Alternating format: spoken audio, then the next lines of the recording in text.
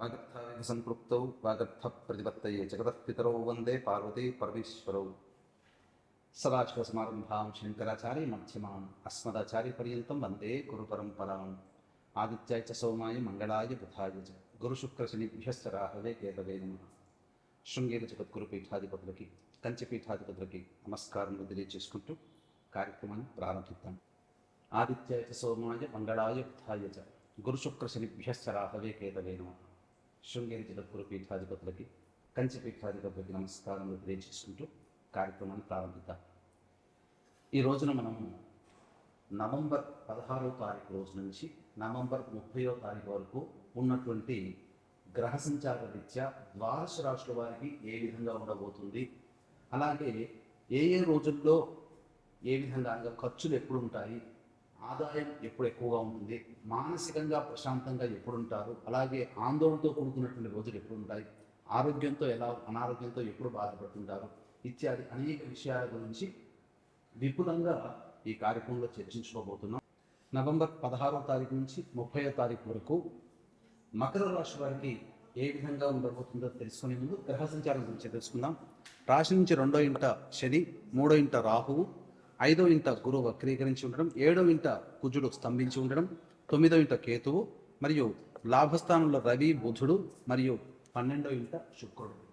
వెరసి చూసుకున్నట్లయితే ఈ యొక్క మకర రాశి వారికి గ్రహ సంచారం మరియు గ్రహ గతులు ఇవి కూడాను అనుకూలం, ప్రతికూలత, మిశ్రమ ఫలితాలు అనేటువంటివి కలుగుతాయి. ముఖ్యంగా గమనించుకున్నట్లయితే ప్రధానంగా ఈ యొక్క మకర రాశి వారికి ఇంతకుముందు ఉన్నటువంటి పరిస్థితులు అనగా గత 4-5 నెలలుగా ఏ పని చేయాలన్నా బద్ధకం ఉండడం, ప్రతి పనులలో కూడాను ఆటంకం ఉండడం, అలాగే ప్రతి దాంట్లో కూడా ఎక్కువగా ఆలోచనలకి పరిమితం అయ్యేటువంటి స్థితిగతి నుంచి ఈ యొక్క మకర రాశి వారికి ఇక మార్చి 29వ తారీఖు వరకు కొన్ని పనులలో వేగవంతమైనటువంటి కలుగుతుంది.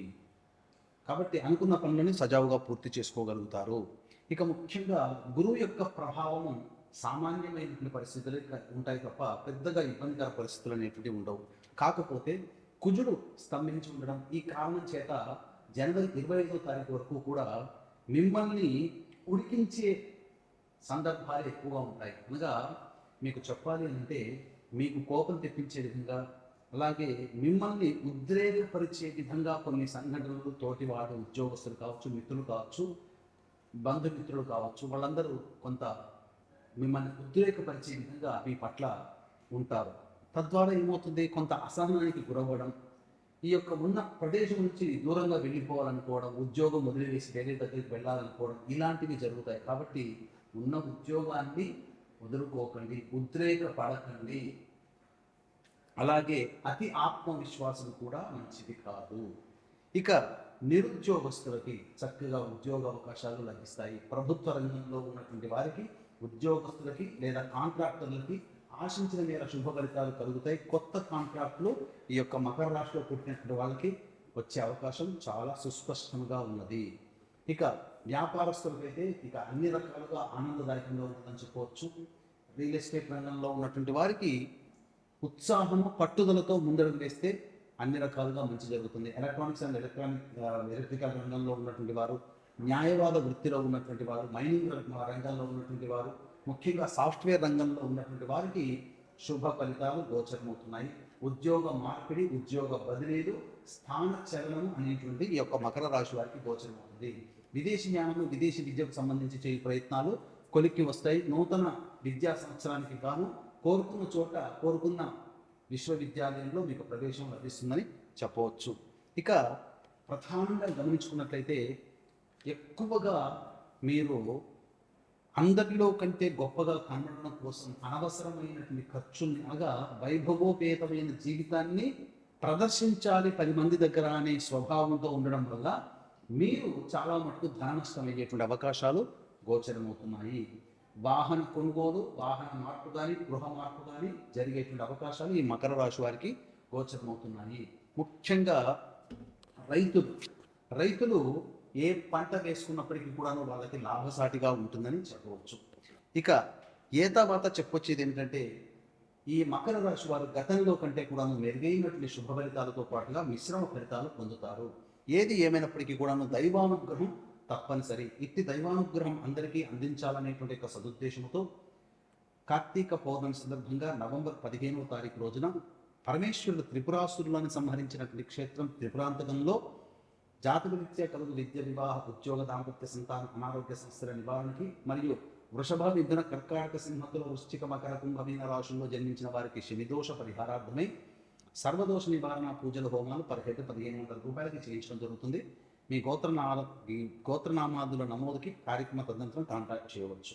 ఇక ఆఖరి కార్తీక సోమవారం రోజున నవంబర్ 25వ తారీఖు రోజున గోకర్ణంలో పితృదోష నివారణ పూజలు, అనగా తండ్రి వైపు 6 తరాలు, తల్లి వైపు 3 తరాలలో దుర్మరణాలు కనుక ఉన్నట్లయితే, అంటే road accident, fire accident, suicide attack, నదిలో బావిలో పడి చనిపోవడం, ఇంట్లోంచి వెళ్ళిపోవడం, లివర్ ఫెయిల్యూర్, కిడ్నీ ఫెయిల్యూర్, క్యాన్సర్తో చనిపోవడం, 60 సంవత్సరాల లోపల ఏ విధంగా చనిపోయినా ఇవన్నీ కూడా పితృదోషాలు, పితృశాపాలు ఉంటారు. వీటి వలన కుటుంబంలో ప్రశాంతత ఉండదు, ఎదుగుదల అంతకంటే ఉండదు, పిల్లలకి పెళ్ళిళ్ళు, సంతానం ఆలస్యమవుతూ ఉంటుంటాయి. కాబట్టి ఈ దోషాల పరిహారం కోసం ఆఖరి కార్తీక సోమవారం అద్భుతమైనటువంటి రోజు. మళ్ళీ రాదండి. అవకాశం ఉన్న వాళ్ళు ఈ యొక్క కార్యక్రమంలో పాల్గొనదలుచుకుంటే కార్యక్రమ తదనంతరం కాంటాక్ట్ చేసి వివరాలు తెలుసుకోవచ్చు. ఇక ఈ కార్తీక మాసంలో నవంబర్ 16 నుంచి 30వ తారీఖు వరకు ఈ మకర రాశి వారికి ఏ విధంగా ఉండబోతుంది, ఖర్చులు ఎలా ఉంటాయి, ఆదాయం ఎలా ఉంటుంది, అలాగే సంతోషము మరియు ప్రశాంతత ఎప్పుడు ఉంటుంది అనే విషయాల గురించి క్లుప్తంగా తెలియజేసుకున్నాం.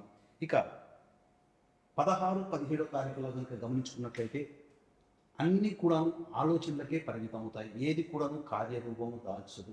ముఖ్యంగా మీకు అనారోగ్యం చేసేటువంటి అవకాశాలు గోచరమవుతుంది కాబట్టి జాగ్రత్తలు పాటించండి. ఖర్చులు కూడా ఉంటాయి. ఇక 18, 19, 20వ తారీఖులో కనుక చూస్తున్నట్లయితే రాని బాకీలు వసూలు అవుతాయి. ముఖ్యంగా మీ ఎదుగుదలను చూసి ఈర్ష్య, అసూయ పడేటువంటి వ్యక్తులే మీ పక్కన ఉంటారు. తద్వారా మీరు ఇబ్బందికర పరిస్థితులు అనేటువంటివి గోచరమవుతున్నాయి.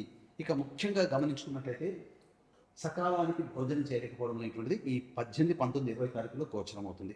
21, 22వ తారీఖులో కనుక చూసుకున్నట్లయితే జీవిత భాగస్వామి తీసుకున్నటువంటి, వ్యాపార భాగస్వామి తీసుకున్నటువంటి నిర్ణయం మీకు ఆనందాన్ని కలుగజేస్తుంది. రాని బాకీలు వసూలైతే ధన ప్రవాహం అధికంగా ఉంటుంది. కాకపోతే మిమ్మల్ని ఉద్రేకపరిచే సంఘటనలు కొన్ని చోటు చేసుకుంటాయి కాబట్టి జాగ్రత్తలు పాటించండి. తగ్గి ఉండే ప్రయత్నం చేయండి. ఇక 23, 24 తారీఖులో కనుక చూసుకుంటే మానసికమైనటువంటి ప్రశాంతత లోపిస్తుంది. ఏ పని ఎందుకు కూడా ఆసక్తి అనేటువంటిది ఉండదు. తద్వారా ఇబ్బందికర పరిస్థితులు అనేటువంటివి కలుగుతాయి. జిగ్జాగ్గా ఉంటుంది. ఖర్చులు అధికంగా ఉంటాయి. ఇక 25, 26, 27 తారీఖులో చూసుకుంటే సంతానం మూలకమైనటువంటి ఖర్చులు కానీ, సమస్యలు కానీ పెరుగుతాయి. సంతానంతో వివాదాలు పెరుగుతాయి కాబట్టి లౌక్యంతో వ్యవహరించండి.